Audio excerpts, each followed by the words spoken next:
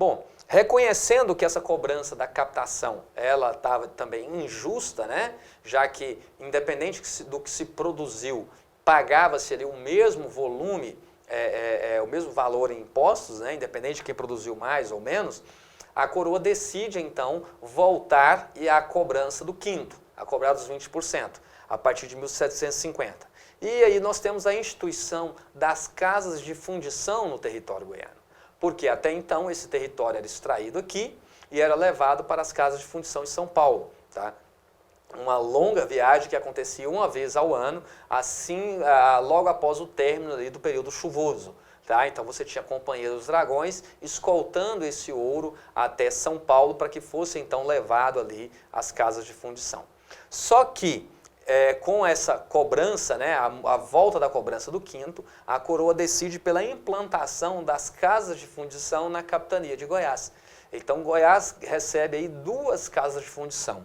Em 1752 foi fundada, né, a Casa de Fundição em Vila Boa, certo? E em 1754 foi fundada a Casa de Fundição em São Félix para atender os arraiais do norte.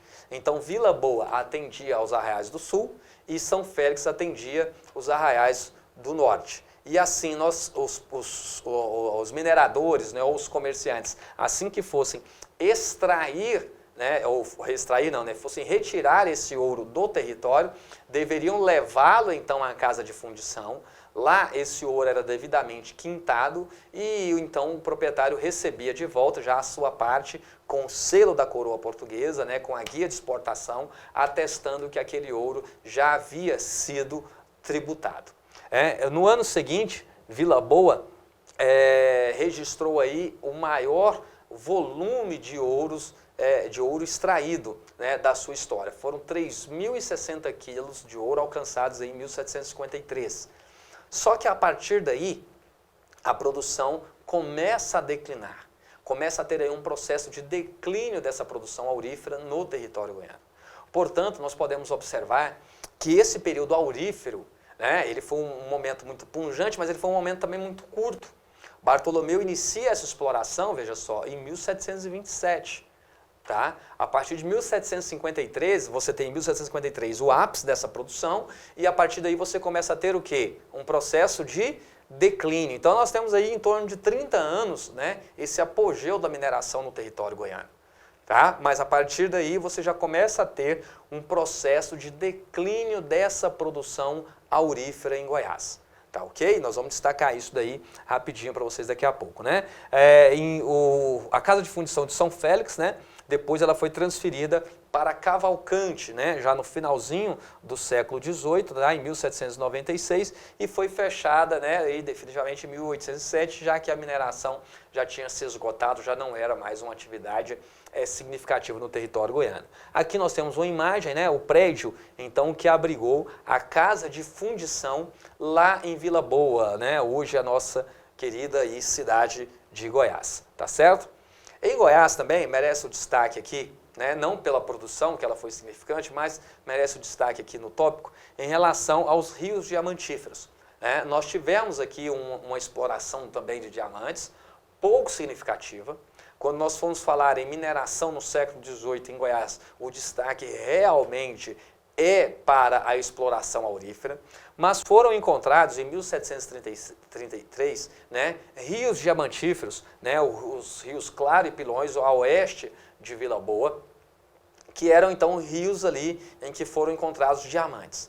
Acreditava-se que o volume de diamantes ali seria algo muito fabuloso. A coroa tentou de diversas formas, né, cercar, proteger essa área dos mineradores que estavam sempre por ali, mandava algumas forças militares que eram rechaçadas, que eram expulsas, até que em 1749 entregou então, tá, essa exploração diamantífera aos irmãos Caldeira Brandt. Aí foi um fracasso. Acreditava-se ali que existia um volume significativo de diamantes e isso não se confirmou quando os irmãos Caldeira Brandt se lançaram nessa empreitada, inclusive contando com financiamentos por parte da coroa portuguesa. Tão logo viram, né, na enrascada que haviam entrado, os irmãos se retiraram, né, dessa empreitada para que não tivessem ainda mais prejuízos, né, do que já tinham ali tido, os compromissos assumidos, né, as dívidas feitas, acreditando que essa exploração diamantífera traria resultados significativos. Não, ela foi um fracasso total, né, não surtiu ali o efeito esperado e foi então abandonada pelos irmãos Caldeira Branch, certo? O que eu quero destacar com vocês aqui, esses impostos, né, sobre o ouro, o quinto, a captação, eram impostos que eram cobrados diretamente pela coroa, tá? Mas outros impostos eram também cobrados nessa região mineradora, só que eram impostos cobrados por contratadores. Quem eram esses contratadores? Eram pessoas que compravam da coroa portuguesa o direito de cobrar impostos. Então nós tínhamos lá, por exemplo, o direito de comprar esses cargos públicos, né, essas funções públicas, eles eram adquiridos via ofícios. Então pagava-se para exercer essa função por um determinado período, né? Então ia ali, pagava para a coroa portuguesa e recebia o direito de exercer aquela função por um período de tempo. Como, por exemplo, cobrar as entradas, né? A entrada era um imposto pago pela entrada de mercadorias no território. Seria, a grosso modo hoje, uma cobrança aí de ICMS, tá certo? Você tinha também a cobrança dos dízimos. Os dízimos eram impostos inicialmente cobrados pela igreja, né? Lembrando aí que a igreja tinha um papel importante na organização social desse Estado, né? Era um Estado que tinha uma religião oficial, o catolicismo, e a igreja então cobrava ela esse dízimo. Só que depois ela abriu mão da cobrança desse dízimo em troca de um valor fixo por ano, e a coroa então entrega a contratadores a cobrança desse dízimo. O que era o dízimo? Era um imposto pago sobre a produção agropastoril. E nas mãos desses contratadores, esse imposto ele era arbitrado de forma violenta, de forma tal que desestimulava até mesmo o desenvolvimento dessas atividades agropastoris no território.